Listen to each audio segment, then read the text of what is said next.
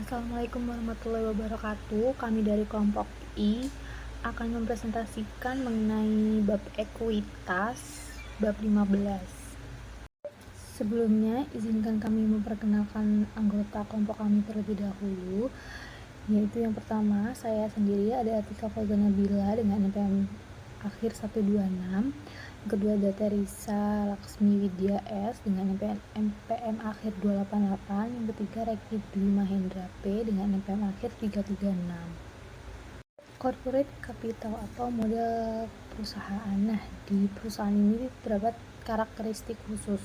Yang pertama dipengaruhi oleh hukum bisnis atau perusahaan. Yang kedua terkait dengan penggunaan sistem saham. Yang ketiga terkait dengan perkembangan ragam kepemilikan.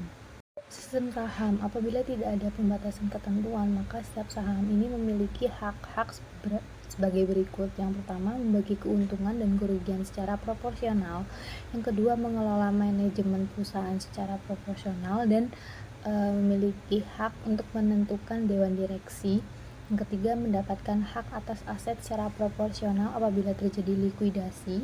Yang keempat, mendapatkan pembagian yang proporsional apabila terdapat penerbitan saham baru yang disebut dengan hak preemptif. Di sini terdapat dua jenis bentuk kepemilikan. Yang pertama ordinary share dan yang kedua ada preference share. Ordinary share ini menanggung sebagian besar risiko kerugian, menerima manfaat dari kesuksesan, dan tidak mendapat jaminan atas dividen ataupun aset pada saat terjadi pembubaran. Sedangkan preference share ini terbentuk dari suatu kontrak yang dimana saat pemegang saham ini harus mengorbankan hak-hak tertentu kepada pihak lain dalam bentuk hak istimewa yang biayanya ini berupa keistimewaan dividen. Selanjutnya ada komponen ekuitas. Yang pertama ada share capital, share premium, retained earnings.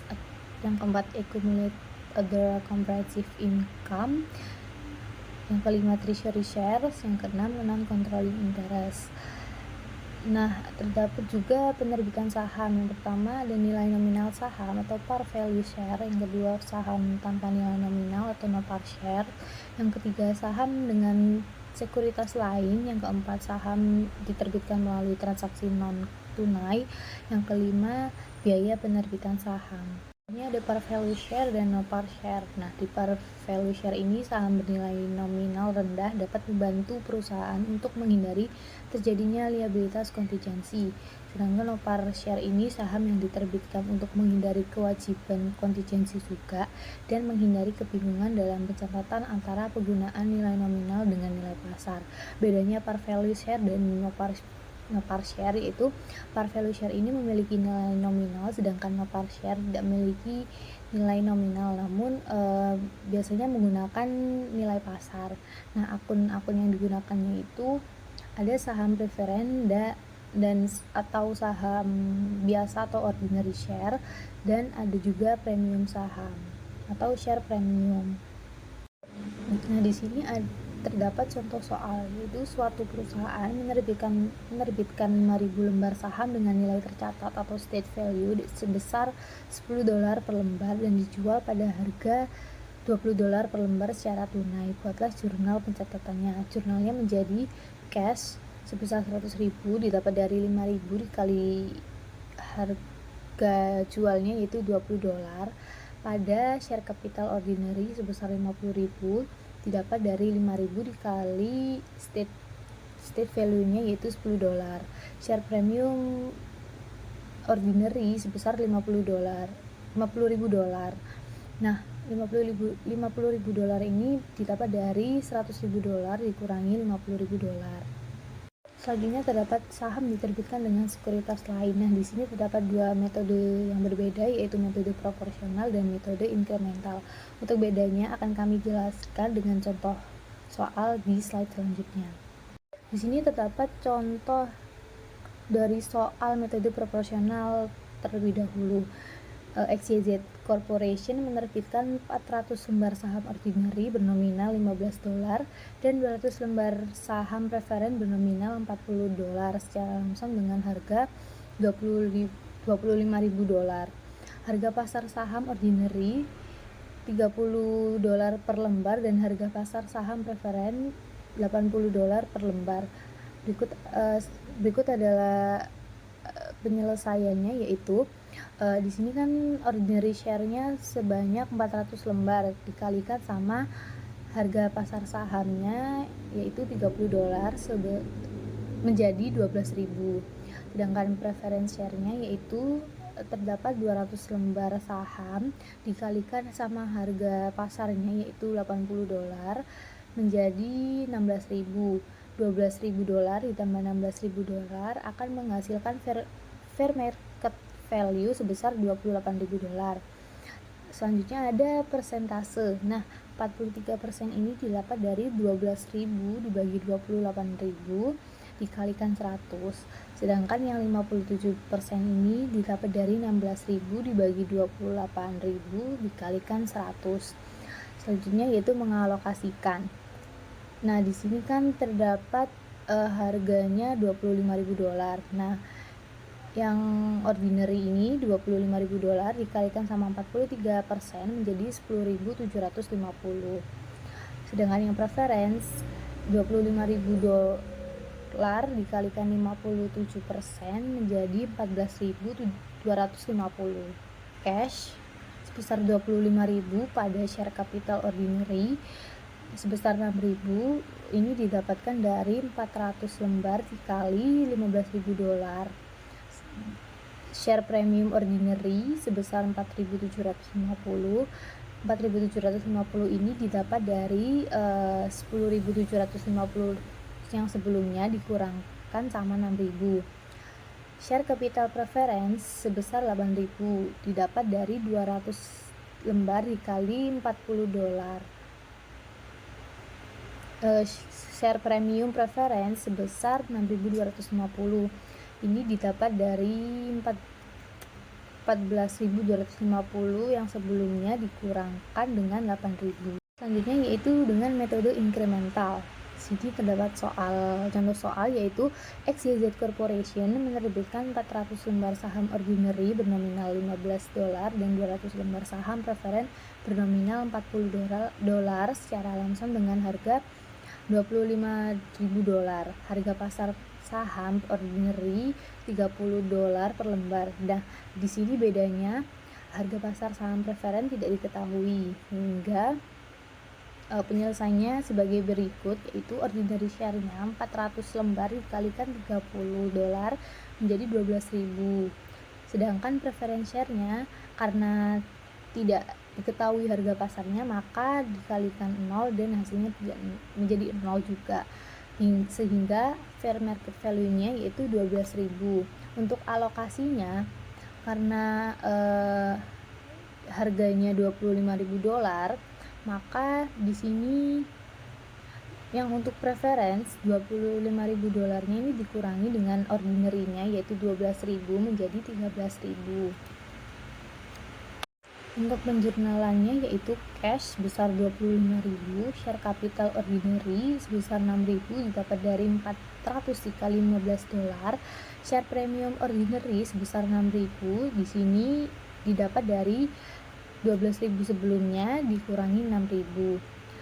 Share capital preference 200 dikali $40 menjadi 8.000. Share premium preference sebesar 5.000 didapat dari 13.000 yang sebelumnya sudah kita temukan dikurangi sama 8.000. Penerbitan saham dengan transaksi non-kas. Nah, atas penerimaan jasa atau properti atau apapun yang selain kas, perusahaan ini harus mencatat lembar saham yang diterbitkan yaitu sebesar nilai wajar barang atau jasa yang diterima. Apabila nilai wajar barang atau jasa ini tidak dapat ditentukan secara tepat, maka bisa digunakan dengan nilai wajar saham yang diterbitkan tersebut. Sini contoh soalnya yaitu Lolly Company menerbitkan 10.000 lembar saham ordinary bernominal $20 per lembar untuk mendapatkan hak paten. Lolly tidak dapat menentukan nilai wajar dari hak paten, tetapi ia tahu bahwa harga pasar sahamnya adalah $250.000. Maka jurnalnya menjadi paten sebesar $250 pada share capital ordinary sebesar $200 didapat dari $20 dikali 10.000 lembar.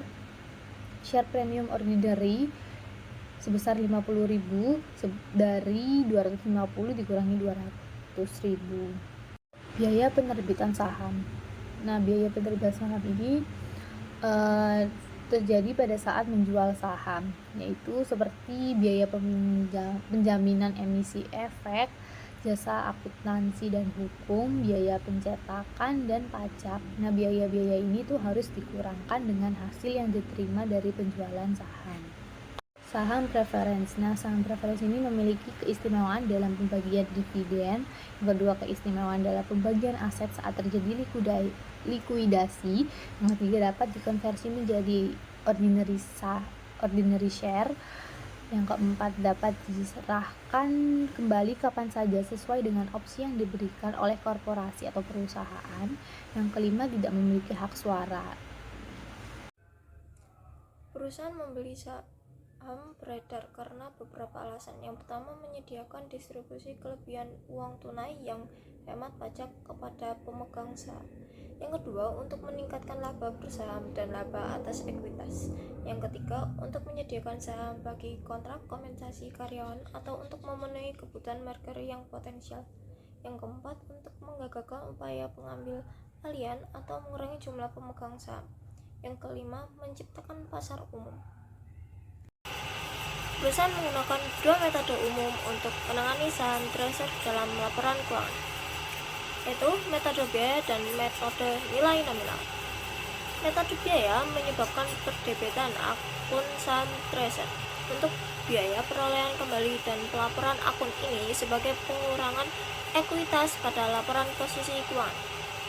Metode nilai pari yang dinyatakan mencatat semua transaksi dalam saham tracer pada nilai parinya dan melaporkan saham tracer tersebut sebagai pengurangan dari modal saham saja. Penjualan saham treasury di atas harga pokok ketika harga jual saham tracer melebihi harga pokoknya. Perusahaan mengkreditkan selisihnya ke premi saham tracer. Penjualan saham tracer di bawah harga pokok. Ketika sebuah perusahaan menjual saham tracer di bawah harga pokoknya, biasanya perusahaan tersebut akan mendebit kelebihan harga pokok atas harga jual ke premi saham tracer. Saham tracer yang ditarik kembali memiliki status saham yang diotorisasi dan tidak diterbitkan. Efek akuntansi serupa dengan penjualan saham tracer, kecuali bahwa perusahaan mendebit akun ekuitas yang berlaku terkait dengan saham yang sudah tidak digunakan lagi. Assalamualaikum warahmatullahi wabarakatuh. Perkenalkan, nama saya Reki Dwi Mendra Putra dengan NPM akhir 336. Saya akan menjelaskan kebijakan dividen. Nah, apa sih kebijakan dividen itu? Keputusan manajemen perusahaan untuk menentukan berapa bagian dari laba yang akan dibagikan kepada pemegang saham dan berapa bagian yang akan ditahan untuk diinvestasikan. Ada 5 alasan kebijakan dividen tersebut. Yang pertama, untuk mempertahankan perjanjian obligasi dengan kreditor tertentu untuk menahan semua atau sebagian pendapatan dalam bentuk aset, atau untuk membangun perlindungan tambahan terhadap kemungkinan kerugian. Yang kedua, untuk memenuhi persyaratan perusahaan bahwa pendapatan yang setara dengan biaya saham treasury yang dibeli dibatasi dengan deklarasi dividen. Yang ketiga, untuk mempertahankan aset yang seharusnya dibayarkan sebagai dividen guna membiayai pertumbuhan atau ekspansi. Hal ini terkadang disebut pembiayaan internal, menginvestasikan kembali laba atau menyimpan laba kembali ke dalam bisnis. Yang keempat, ada untuk memperlancar pembayaran dividen dari tahun ke tahun dengan mengakumulasikan laba pada tahun-tahun yang baik dan menggunakan pendapatan terakumulasi tersebut sebagai dasar untuk dividen pada tahun-tahun buruk.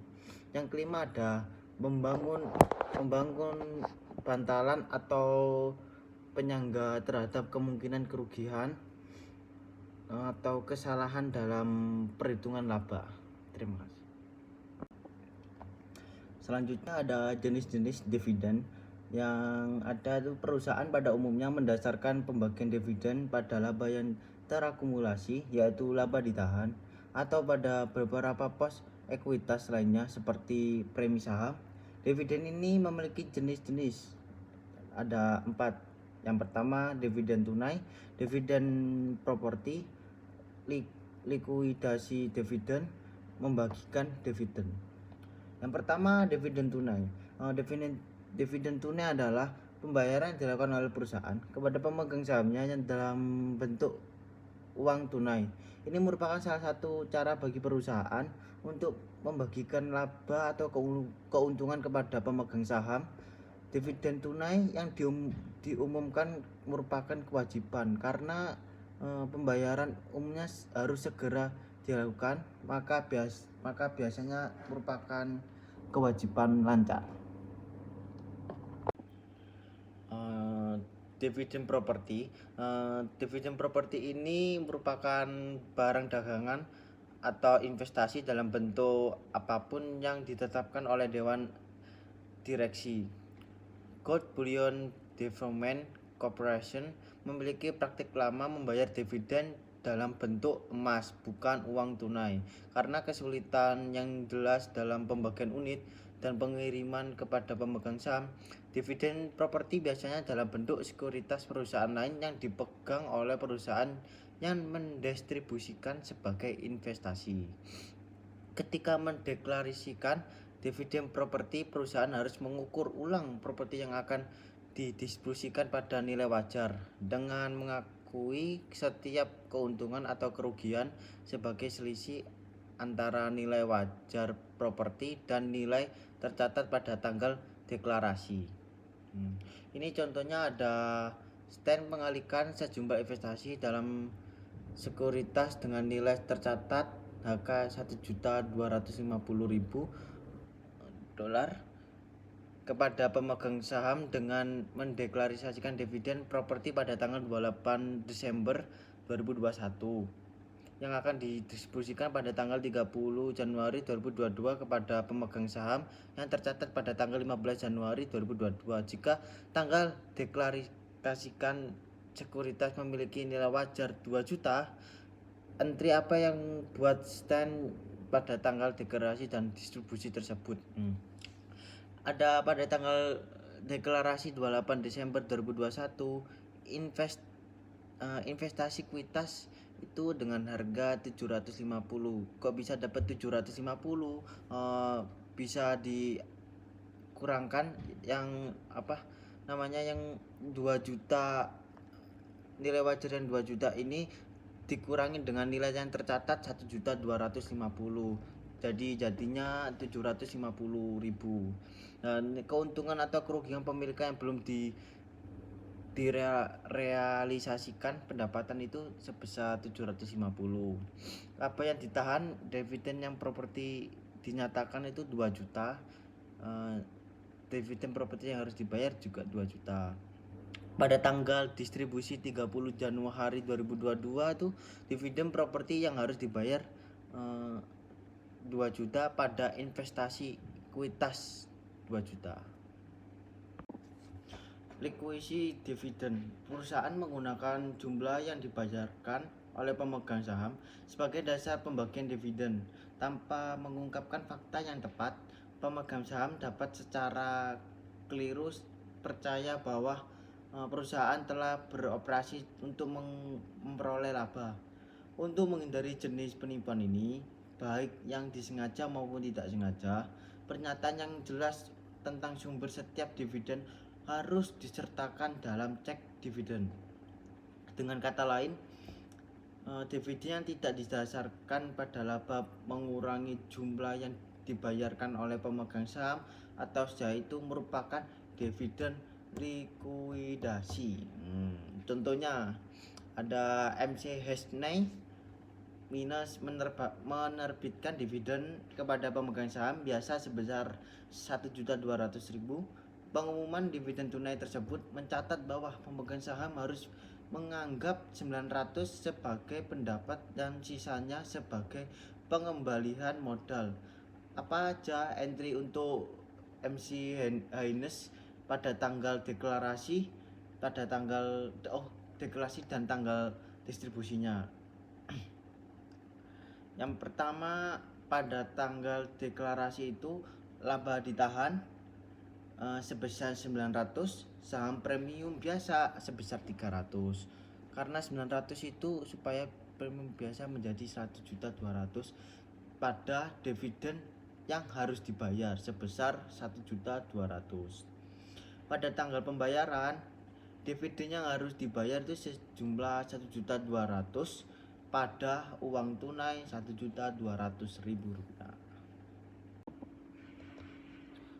Yang keempat ada membagikan dividen. Jika sebuah perusahaan memiliki laba yang belum dibagikan selama berapa tahun dan mengumpulkan saldo yang cukup besar, laba ditahan, nilai pasar saham beredar kemungkinan meningkat. Saham yang diterbitkan pada harga kurang dari $50 per saham dapat dengan mudah mencapai harga pasar lebih dari $200 per saham. Semakin tinggi harga pasar saham, namun semakin kecil kemungkinan berapa investor dapat membelinya. Contohnya menunjukkan tidak adanya perubahan ekuitas untuk pembagian saham 2 untuk 100 saham, 100.000 saham senilai $1 nilai nominal. Dengan nilai nominal dikurangi setengahnya pada saat penerbitan saham tambahan. Ada ekuitas sebelum pembagian 2 untuk 1. Nah, ada modal saham biasa sebesar 100.000 ditambah dengan laba ditahan 50.000. Harganya menjadi 150.000. Harga sana sama sini harus sama. Oke, makasih. Ada preferensi dividen. Nah, preferensi dividen adalah hak khusus yang diberikan kepada pemegang saham preferen yang memastikan mereka mendapatkan dividen sebelum pemegang saham biasa. Yang pertama ada jika saham preferen bersifat non kumulatif dan non partisipasi. Ini cara menjurnalnya. Preferensi biasa total 6% dari 100.000 mendapatkan menjadi 6.000 pada sisa ke biasa itu seharga 44.000. Jumlah totalnya 6.000 sama 44.000 dikurangin menjadi 38.000. Jika saham preferen bersifat kumulatif dan non partisipasi dan Mason Company tidak membayar dividen atas saham preferen dalam 2 tahun sebelumnya, cara menjurnalnya dividen tertunggak 6% dari 100.000 selama 2 tahun menjadi 12.000. 6.000 kali 2 menjadi 12.000. Dividen tahun berjalan 6% dari 600.000 menjadi 6.000. Sisa kebiasa 32.000. Jumlah totalnya tersebut 18 sama 32.000.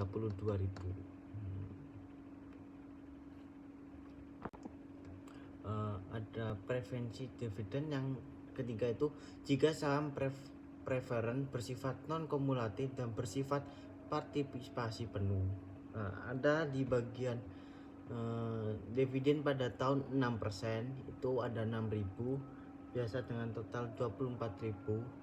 Dividen partisipasi sebesar 4%, 4.000 dikali 4 menjadi 16.000. Jumlah totalnya menjadi 6.000 tambah 4.000 10.000. Yang di kanannya 24.000 ditambah 16.000 menjadi 40.000. Ada dividen tahun berjalan. Preferensi 6% dari 100.000 menjadi 6.000. Biasanya 6% dari 400.000 menjadi 24.000. Dijumlahkan menjadi 30.000 pada di debit. Jumlah yang tersedia untuk partisipasi 50.000 dikurangi 30.000 menjadi 20.000. Nilai nominal saham yang akan dipartisipasi sejumlah 100.000 ditambah 400.000 menjadi 500.000. Tingkat partisipasi 20.000 ditambah 20.000 ditambah 500.000 dikali 4%. Nah, dividen partisipasi preferensi 4% dari 100.000 menjadi 4 juta. Biasanya 4% dari 400 menjadi 16.000. Kalau di total semua menjadi 20.000. Terus ada yang keempat, jika saham preferen bersifat kumulatif, bersifat partisipasi penuh dari Mason Company tidak membayar dividen atas saham preferen dalam 2 tahun sebelumnya, dengan jurnal dividen tertunggak 6% dari 100.000 selama 2 tahun menjadi 12.000. Dividen tahun berjalan 6% menjadi 6.000. Dividen partisipasi 1,6% dalam kurung 8.000 ditambah 500.000 menjadi 1.600, dengan total seluruh jumlah menjadi 19.600. Kalau dengan berjalan setelah 2 tahun menjadi 30.400. Terima kasih. Nilai buku per saham. Nilai buku per saham dalam bentuk yang paling sederhana dihitung sebagai aset bersih dibagi dengan saham yang beredar pada akhir tahun. Perhitungan nilai buku per saham menjadi lebih rumit jika suatu perusahaan memiliki saham preferensi dalam struktur modelnya. Sekian presentasi dari kami. Assalamualaikum warahmatullahi wabarakatuh.